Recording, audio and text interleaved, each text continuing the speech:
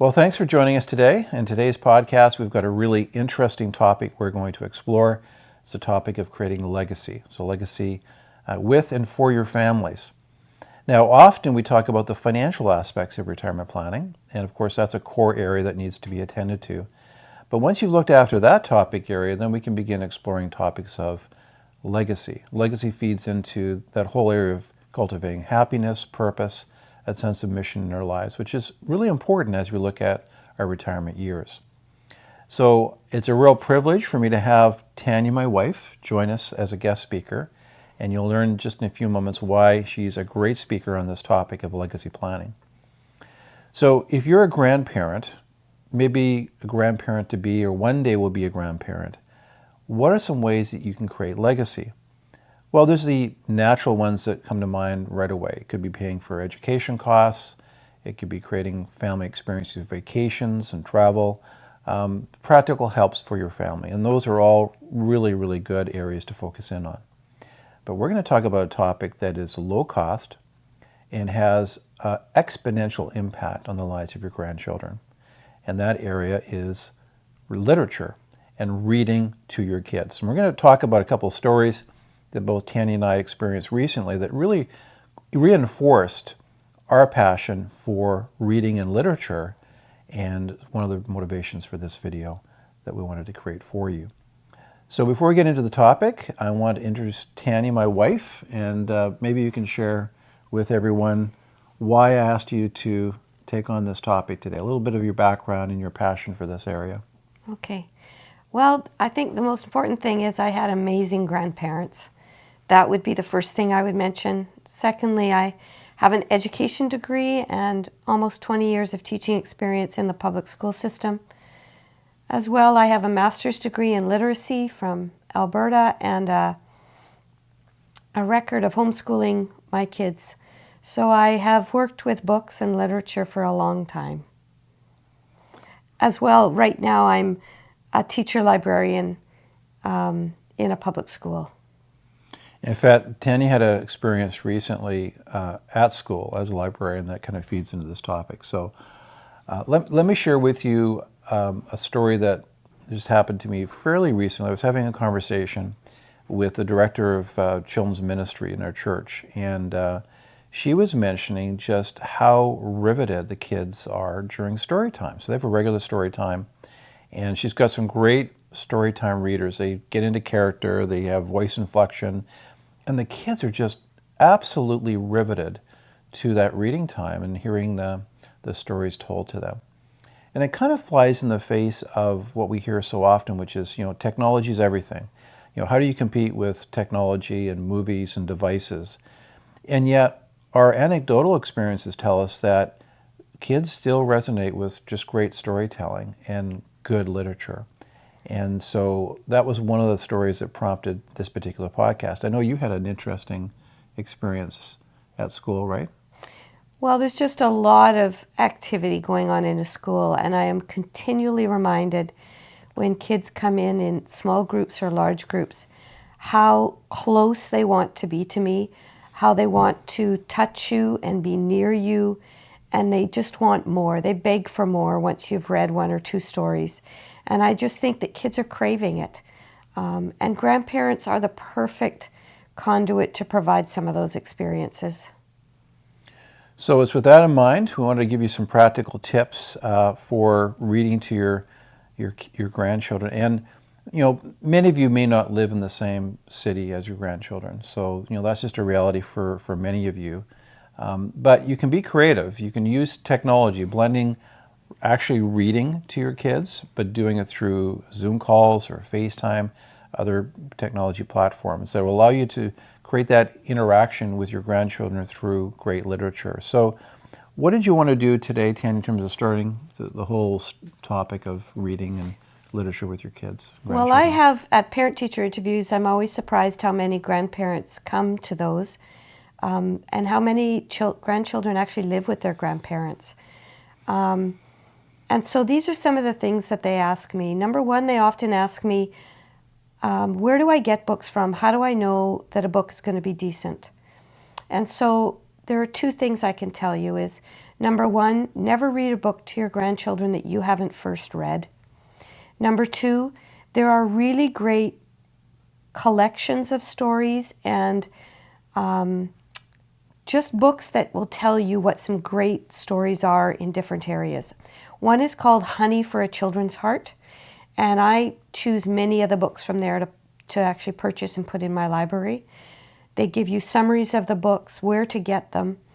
So if you go to your neighborhood public library and you're overwhelmed by the thousands of books that are possible there, I would suggest that you just sit down for a little while, pull a few, and just make sure that they don't have agendas or messages that you want to give your grandchildren or you don't want to give them. Make sure it's a book that you actually enjoy reading, because there are so many. As well, take into account what your grandchildren are up to. Are they potty training? Lots of books on that. Are they just starting to enter their teens? There are great novels. There are just so many, many amazing books, and lots of them even set here locally if you're in Manitoba. I'll just mention one. This is an older book. It's called Hocks Hill.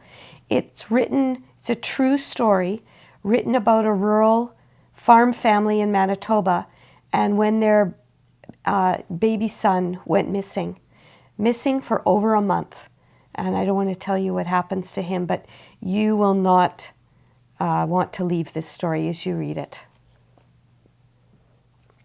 I see one of the books you have over there is The Lion, the Witch, and the Wardrobe. Yeah. I think some of my best memories as a dad was reading to our kids, and I went through the Narnia Tales. We did Lord of the Rings, and I even got so creative that I made up a story about two mice, Sapphire and Diamond, and the kids would go under the covers with us, and we'd have these adventures that Sapphire and Diamond would go through. And so you just let your creativity go wild. That's right? It's a lot of fun. It's a time of connection with your grandchildren. And like I said, you can be creative, get dressed up in costume, have funny voices, but maybe you can share maybe one more of these books, and then I want you to talk about why reading is such an important... Okay. So lots of people in my family and in my school community love collections of books. And James Harriot is a veterinarian, long retired, from rural England. And he writes stories, amazing stories, about the animals and families he interacted with. And there are many collections. He has some that have beautiful pictures in for younger children. This one is a collection of many, many stories that I know that any child who likes animals would love to hear. And even if you've just got kids that can't sit that long, you can always read little cartoons that build their vocabulary. I used to read these to my kids while they ate lunch.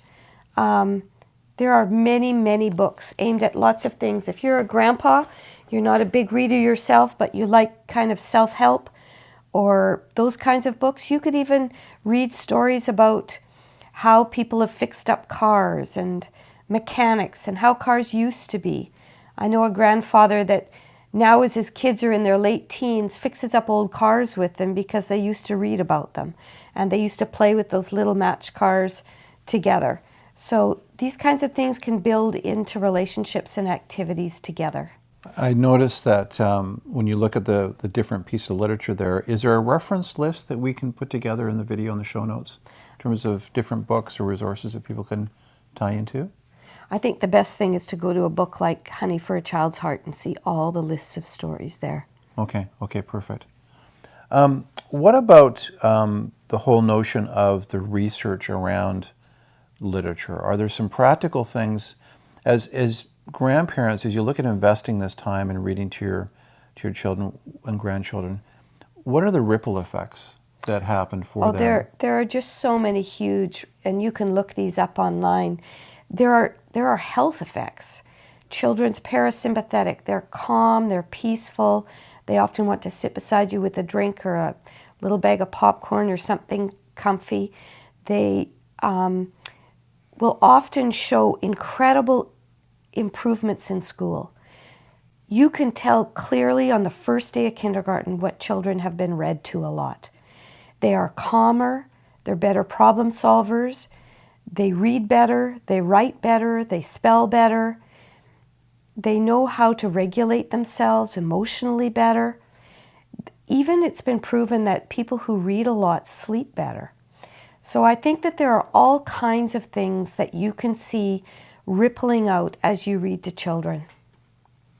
I think most families, parents, grandparents, really focus on, giving their grandchildren and their children a leg up in terms of education and being successful in school.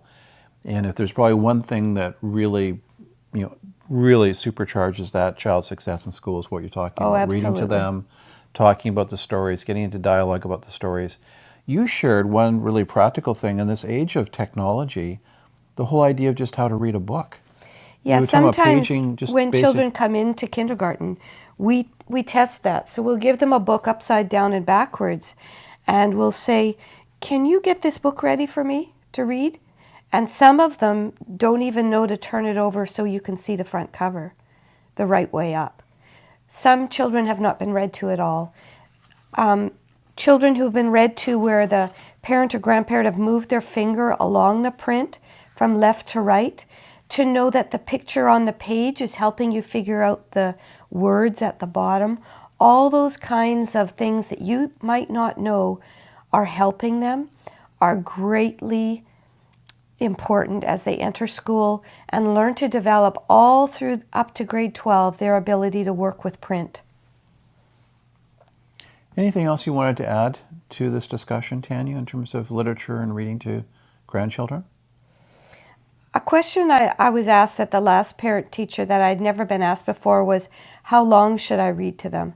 And I would say to you, it depends on the child. If you've got a wiggly, active 4 to 6 year old little boy, you just read as long as they have ability to sit. And then you just come back to it. The important thing is to make it a pleasant experience. You may have other little boys or girls that are very adept at sitting quietly. For example, if they're not feeling very well, or if they're a little bit upset and you're using this to help them calm down, they will sit for longer. But if you have a book that hits the spot, and if you have a comforting, warm environment that they can sit in and listen to you read, if you once in a while make it fun by getting a hat or a pair of glasses from the dollar store, you can make it really enjoyable for them. They will absolutely grow in their ability that a child at a grade 1 level should be able to sit for a good half hour and just increase from that. Sometimes when the older ones, they can sit for a whole hour. But those are just things that happen as they get used to it and as they find a lot of pleasure in what you're reading and how you're talking. It leads to a lot of discussion afterwards. If you read them some recipes and then go out and make them. If you read a story about a little girl who made cookies with their grandma, you can go out and then make them with them. So it can ripple into lots of activities and further books in that area. Yeah, those are really practical tips. So the mom and dad are often really, really busy. So if you look at the lives of your kids, and they're working often full-time, they've got sports activities and all kinds of things going on. So if you want to find a way that you can have impact, this is probably one area that you may want to focus in on. Like I said, it doesn't have to cost a lot of money. It just means a little bit of time on your part, a little bit of active engagement. I can't imagine your kids would push back on that. And we'd encourage you to explore it, be creative, and make it fun. And you are really reinforcing some core skills for your grandchildren to help them to be successful in life, but also to experience a more fulfilled life as well through great literature as they get older. Anyway, thanks so much for joining us today. Hope this is helpful. In the comment section of this video, please feel free to add in your own comments about things that you've done to encourage your grandchildren to read, what you did as parents for your own children, and we can get a bit of a conversation going in this video. Anyway, wishing you all the best in your retirement planning. You take care.